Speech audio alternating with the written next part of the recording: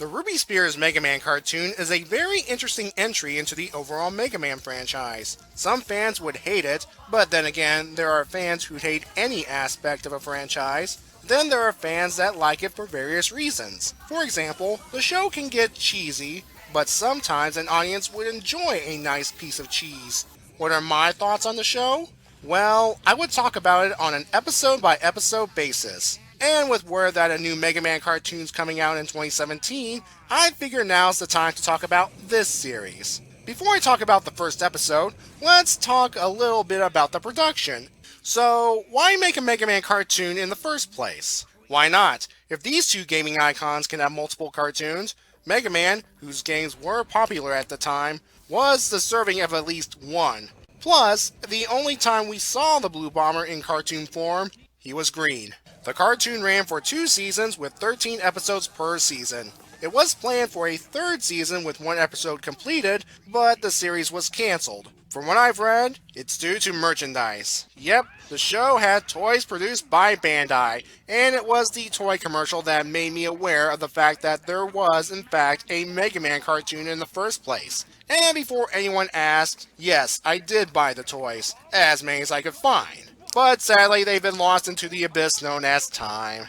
Now for the cartoon itself. You may have noticed that Mega Man and Company look a bit older and realistic. I heard it was because the design was more tailored to a Western audience. Yeah, it turns out the designs in the show were not the original ones. In this original promo for the show, you can see the characters resemble the official game artwork. If the cartoon was made today, I would not mind these designs. Now, if one were to look closely, snippets of the original promo can be found in the show's opening title sequence. Not to mention the fact that the original design will get used in the Mega Man OVA, but we'll get to that some other time. As for the final designs, I like them. Despite the alterations, I can tell who's who. However, some designs made me scratch my head a bit, but I'll get to that when I reach certain episodes. This is actually a good segue for me to talk about the main characters. So let's start with the Super Fighting Robot himself. That description for Mega Man, Super Fighting Robot, comes from the awesome opening theme song. Super Fighting Robot, Mega Man! It's pretty much the only lyric for the song, except at the end when it says,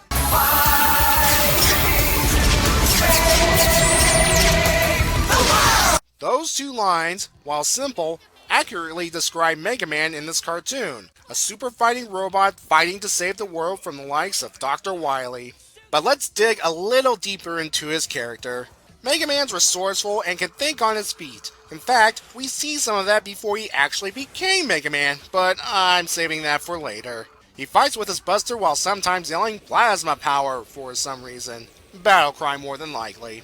I should point out that his favorite catchphrase is sizzling circuits. Of course, the major staple of our hero is present and accounted for, the ability to copy enemy weapons. Though in this case, it's not really copying a weapon, it's outright stealing a weapon. Yes, when Mega Man takes a weapon from the enemy is left defenseless for some time. Sadly, he doesn't keep the weapons, and he doesn't change color when using them, though I assume for the latter was because of budgetary reasons. Mega Man's voiced by Ian James Corlett, who gave the Blue Bomber confidence while having some innocence to the character. Fitting since the guy once voiced Goku from Dragon Ball Z before Funimation got the rights. And, in a bit of irony, Ian voiced Dr. Wily in Captain N and the Game Master. Dr. Light follows his game counterpart in which he builds robots and inventions to benefit humanity. But he's also not afraid to build weapons and defenses to stop Dr. Wily's schemes. He's voiced by Jim Byrons, and for some reason he gave Dr. Light this British voice. Well, on the bright side, it's not this. Must recover all the energy immediately, Mega Man. Next up is Roll, Mega Man's sister. Like her game counterpart, she helps clean up the house. But unlike her game counterpart, she has a Buster-type device on her arm which can switch between different devices. She primarily uses the vacuum feature to suck up projectiles and sometimes shoot them right back at the enemies. Roll would often join Mega Man in his adventures, and she is pretty competent. She's voiced by Robin Ross, and that's all I know about her voice actress. Finally in our main group of heroes is Rush, Mega Man's robotic canine companion. Like in the games, he can change shape to various forms, most notably Rush Jet. However, most of these forms don't originate from the games. He has various other skills such as tracking with his nose, but you want me to talk about his most infamous trait, talking a la Scooby-Doo. Mostly it's supposed to be a form of comedic effect because it's technically a kid's show, plus a lot of the time he parrots other characters. But for the most part, when things are serious, Rush doesn't play around. And yes, he gets his energy from battery biscuits. Because he's technically talking, he's voiced by Ian James Corlett, Mega Man's voice actor. Now let's move on to our main villains. Dr. Wily. Like his game counterpart, he wants to take over the world, mainly to stick it to Dr. Light. In the show, Wily's essentially a robotic terrorist, though to be fair, Wily's a robotic terrorist in any Mega Man media. His plans vary per episode, with some of them being actually threatening, to some being outright silly. This is a Saturday morning cartoon villain we're dealing with here. Wily's voiced by Scott McNeil, who for some reason gave Wily a German accent. I don't have a problem with it, I just want to know why. Proto Man is Wily's second in command. If you're familiar with Proto Man from the games, we know that he's the aloof, lone wolf big brother type that gives Mega Man advice, opens pathways, gives items, and occasionally bails Mega Man out of trouble. And yes, for a game or two, he worked with Dr. Wily before he decided to quit. But here, he's a villain. Despite his snarky attitude, he is loyal to Wily. And given his origin in the cartoon series, it actually makes sense, but we'll get to that when we get to that. He is here to be Mega Man's rival. Heck, they're both similar in body type, save for color scheme, helmet, and the scarf. No Proto Shield in this continuity though. Now as I said earlier, Proto Man's Wily's second in command, meaning he would often lead Wily's robots into battle, or on missions to get supplies and equipment for Dr. Wily. While he is the most competent of Wily's robots, he has one major flaw: his obsession over Mega Man. He calls Mega Man brother, and he either wants Mega Man to join him, or he wants to destroy Mega Man. And oftentimes, it's the latter. And he will get peeved if someone else tries to destroy Mega Man. No! I must destroy Mega Man. He's my brother. And from this point forward, I'm going to call it the Obsession, or Proto Man's Obsession. Proto Man's voiced by Scott McNeil. Yep, the same voice actor as Dr. Wily, which means Scott McNeil is technically talking to himself. I wonder if Scott McNeil can change voices in real time, or does he have to record separate tracks per character?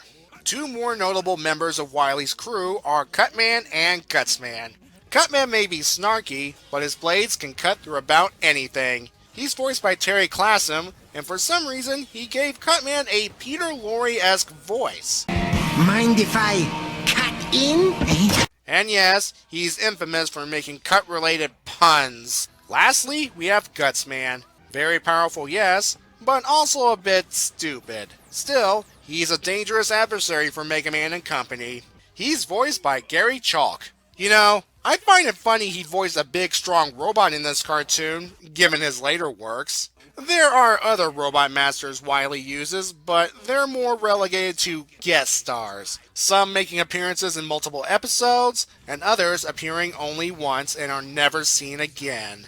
Don't worry, I'll point out which robot masters appear when I review a specific episode. You would think with all these robot masters, and at times having a lesser robot army at your command, Wily would have attempted a massive assault on the world. Again, Saturday morning cartoon logic, plus Wily has to consider spending his resources carefully. The episodes themselves are more or less formulaic. There's a problem of the episode, usually involving Wily. Mega Man and company try to step in, there's conflict, and the problem gets resolved while the instrumental version of the theme song plays. A lot of the time, Dr. Light invents some countermeasure to prevent Wily from repeating the plan. Rush gets into some hijinks, and everyone laughs at the end. There are no overall arcs between episodes, and if there are any disasters, the reset button will be pressed by the next episode. Sure, Mega Man will reuse inventions every now and then, but the show's designed so that anyone can jump in at any point and not get lost. Well folks, I put this off long enough. It's time to dive headfirst into episode 1.